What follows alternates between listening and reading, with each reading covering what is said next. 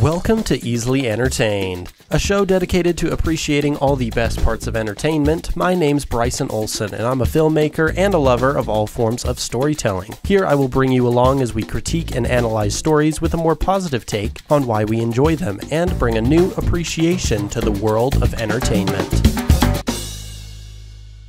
Welcome back to Easily Entertained. My name is Bryson Olson. I'm here to talk about all things entertainment. Today we are talking about the new Ghostbusters movie, Frozen Empire.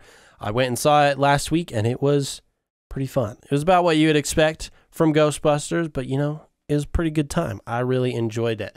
And so we're going to kind of get into the use of, I believe, some practical effects, or at least the appearance of practical effects, some of the cheesy storytelling that is a part of the movie, and then of course, novelty nostalgia that always comes with Ghostbusters, whether they're remakes or the old ones. And so it's going to be a fun time. So first, the practical appearance of Ghostbusters. What kind of has something that Ghostbusters has always had is its charm with practical effects, managing to make ghosts in a practical way and, you know, make them seamlessly fit into the world rather than having always relied on CGI. In fact, for the most part, they have not. It has mainly been practical effects in the older movies, which is always fun. I'm a big fan of practical effects just because you can tell they're physically real, or they were made and kind of edited in a way that like still makes them believable.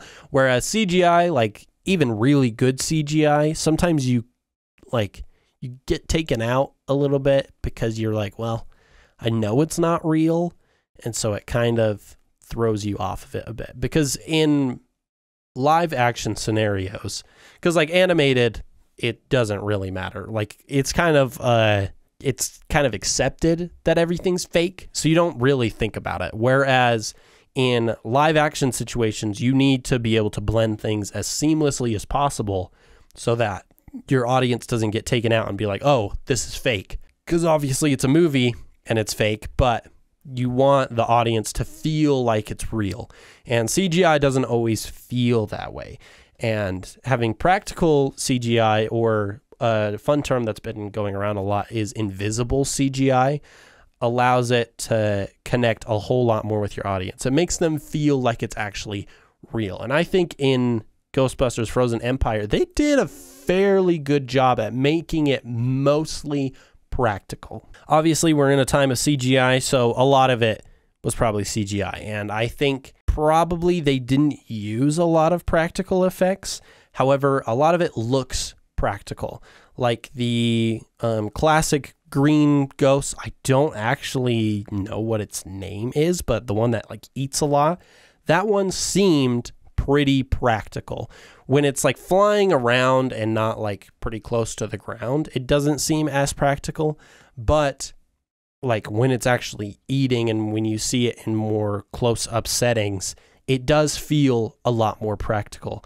The little possessor spirit seems like something that, although you had to add in post, it looks more practical. It has like that blooming effect that a lot of old movies have for special effects that they add in. That's like light, things like that. And it kind of blooms as if it's on film.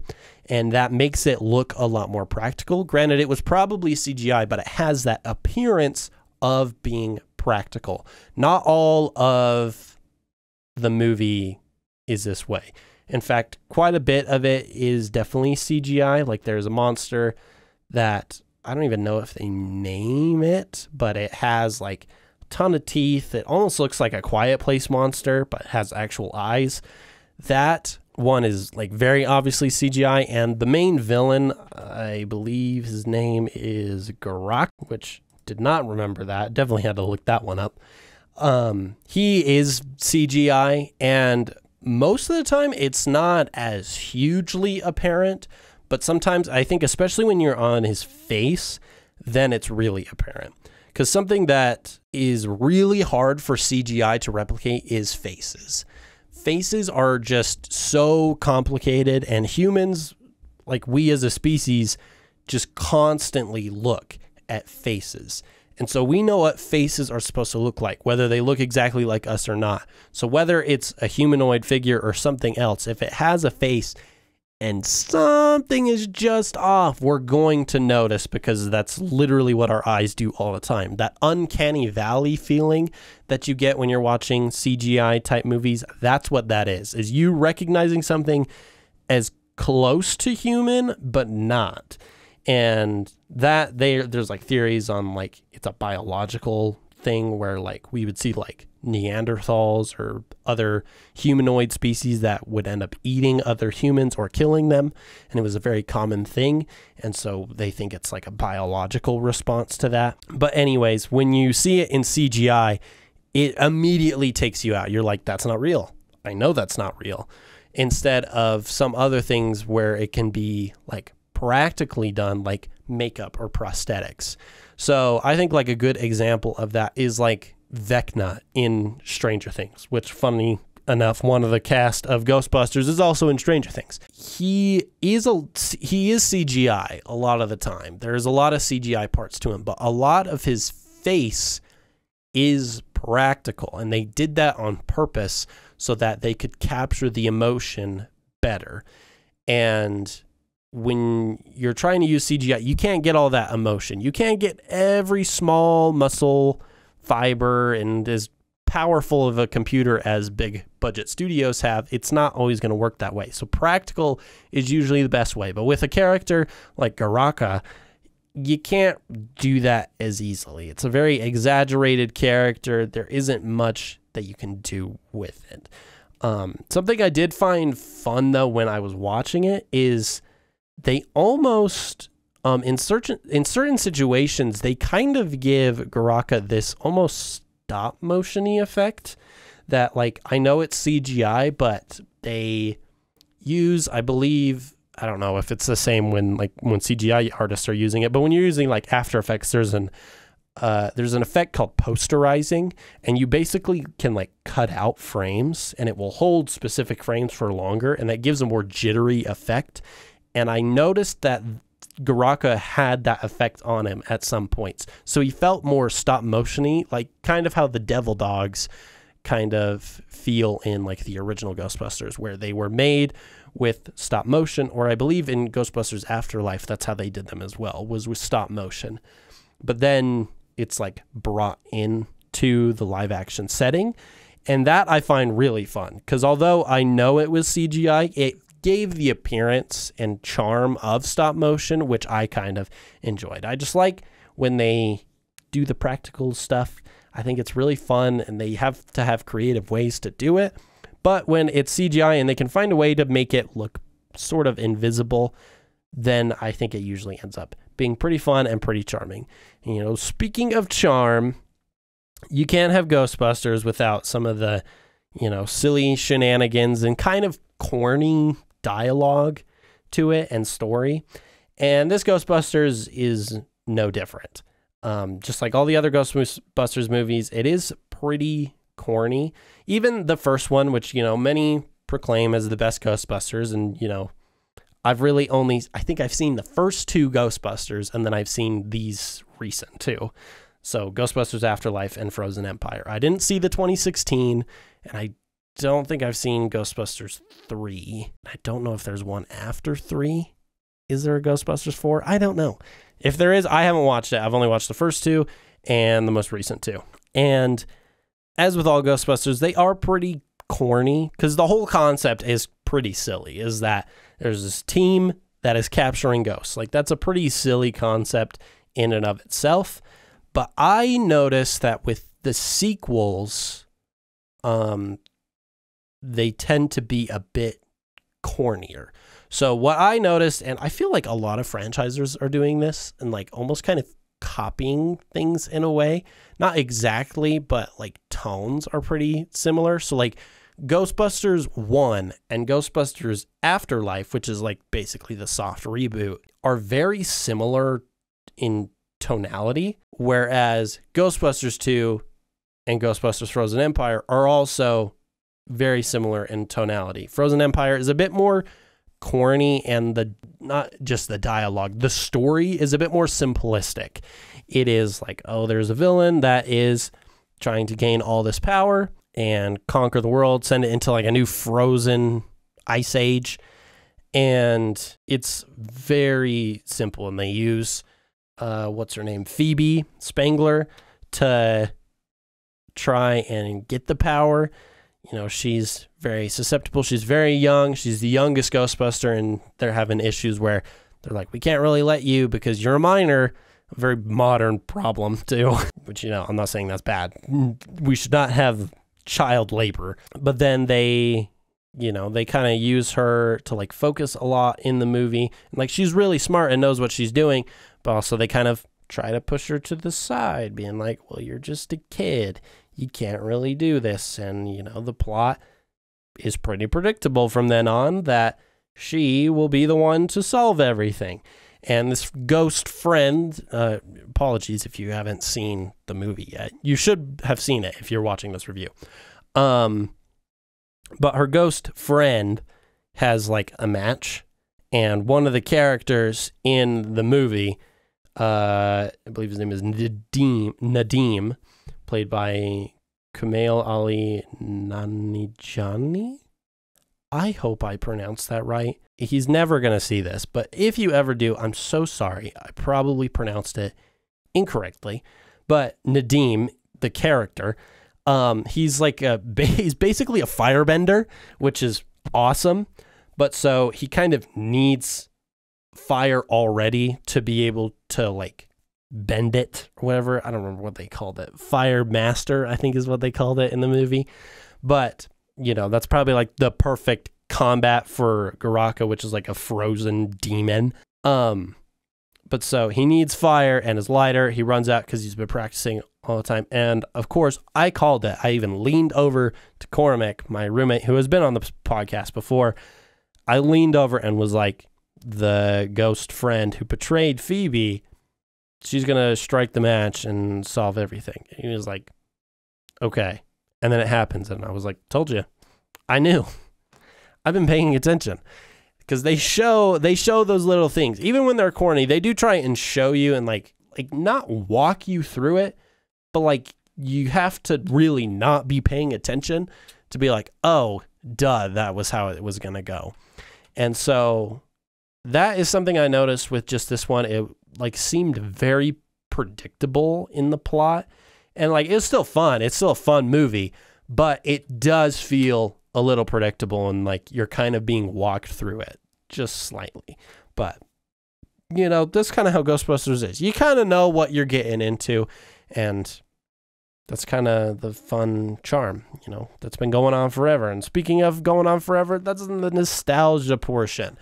And Ghostbusters is a franchise that they do nostalgia fantastically. And I think especially with these soft reboots, because once again, I did not see the 2016 one, so I can't attest to how they cater nostalgia in that one. But in these ones, I think they do pretty good. Because one, they bring back the original cast. You know, they have Bill Murray, Dan Aykroyd, Ernie Hudson. They bring them back. And, you know, that's always a good time. You know, have the original Ghostbusters. You also have the original hearse car, which is so much fun. And then some of the nostalgia, like, kind of goes back to what I was talking about, like the practical effects. While obviously not probably practical now, they still look how they looked for those original movies. Like the photon beams very much look like how they did back then. The ghost effects where they kind of have a little bit of a glow and only like semi-transparent is very similar. They use, of course, the classic Ghostbusters theme. And that I think is just really fun. I love using nostalgia in a clever way because like Ghostbusters like is very, I'm trying to think of the word. It is I don't want to use the word nostalgia over and over again, but it is nostalgic to a lot of people. A lot of people connected with Ghostbusters when it was originally out. And, you know, you kind of want to connect with those same people if they're still alive. You want people to come back and introduce like themselves to a new story, introduce maybe their kids or grandkids to a new story. And that is something I think is really fun with nostalgia. And it's hard to pull off correctly. I know that like critics are not a huge fan of when studios do this. Like they weren't a huge fan of Frozen Empire. I think like the IMDb rating, IMDb is like 6.5, Rotten Tomatoes is only like 44%, which is not great, but I still think they're fun movies and they still cater to the nostalgia while also bringing something new. Granted, if it's like pretty predictable and almost like a carbon copy of something else, it's, you know, you can kind of feel a little disappointed, but it's always fun to see the things you enjoy again on the big screen. Even if it's in a new format, you're like, yes, I love seeing these things again. It's like why Godzilla movies and King Kong movies keep being made, because they cater to nostalgia. They have stories to tell. There's real meaning behind them, depending on the version you're talking about. Like it's usually like environmentalism. And so that kind of pushes it forward. And we'll talk about that more next week, because we're going to be covering Godzilla X Kong, which I also saw this last week on opening day, but I wanted to give everybody a chance to watch it. And, you know, nostalgia, it's just fun. I think that's a big aspect of it, is it's fun.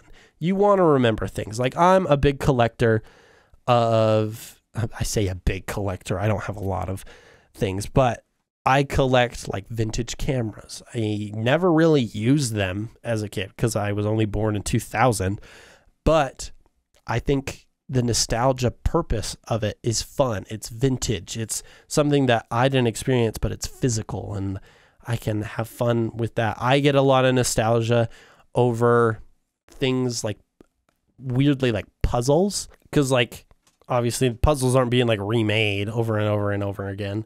Well, I mean, they are. They're like resold or whatever. But puzzles to me like feel very nostalgic, just because I've always done puzzles at my grandparents when I would go, or like during Thanksgiving we would do puzzles. And now it's just like something I call back on. And I'm like, man, I really think puzzles are fun, and I can just sit down and enjoy myself, and I get those same kind of feelings as when I would do puzzles when I was a kid, and that's a very nostalgic feeling. And everyone kind of loves that feeling, regardless of what it relates to, whether it's a movie, a book, whatever. Nostalgia is just a fun time. It's just great, and we love it. And I think nostalgia being applied to movies like Ghostbusters is just great, and it always leads to a fun time, and, you know, also leaves you easily entertained. So thank you for listening to me rant about Ghostbusters Frozen Empire today. Hopefully you enjoyed the episode. Hopefully you enjoyed the movie as well, because I liked it. Not everyone's going to like it, but, you know, I think you can have a good time regardless of the movie. There are very few movies where I think it's bad, which, speaking of, we should do our rating of Ghostbusters Frozen Empire. So if you haven't heard our rating system before, I'll do a brief run through from least to best. It is garbage, once is fine, right mood, quotable, go to, and all day, every day. And I believe Ghostbusters Frozen Empire, I would put probably at the right mood. I wouldn't exactly say quotable, like quotable and right mood are pretty close together, I would say. I can't really think of any major quotes that I could remember from Frozen Empire, so I'm probably not going to go with quotable. Right mood, I think, is a good one, because it's still like pretty middle ground there. Like, it's a fun movie. However, it's not going to be the first one you pick all the time. It's not going to be one your mind immediately goes to. It'll be something like every so often you're like, I could watch Ghostbusters Frozen Empire. I think that would be fun. And that's the kind of mood that you're going for. So I'm going to put Ghostbusters Frozen Empire at right mood. And then, of course, to get you involved in the discussion as well, you can also respond with your rating in the comments if you would really like. But to get you more specifically involved in the conversation about Ghostbusters Frozen Empire, we have our question of the week, which is, where would you haunt if you were a ghost? You may have to think about that a little bit, which is good. It gets you thinking. Gets you thinking about, you know, what kind of ghost would you be? Would you be like a malevolent ghost? Would you like try and torture people? or would you just like kind of hang around an area? And I personally, I think I would haunt a movie theater. You know, it seems kind of obvious for someone who is, you know, a reviewer of movies basically, but I just think that would be fun. You know, be in a haunted movie theater, like they're playing horror movies and I'm spooking people in their seats. That I think would be pretty fun. So that is our question of the week. Where would you haunt if you were a ghost? Please let us know in the comments. Respond on Spotify, on Instagram, wherever. And before we leave, please be sure to check out our Instagram, our TikTok, hit the bell icon on YouTube, follow us on Spotify so you can get notified of each episode when they come out. It's always a good time. If you're on Instagram or TikTok, we have things like initial thoughts, where it's usually after a trailer is released or when we first watch a movie. That is when we put our initial thoughts into it, what we first think before the final review comes out. And yeah, that's it. It'll be a great time. So, yep, that's it for this episode. I hope you enjoyed, and we'll see you next week. Bye. You have been entertained.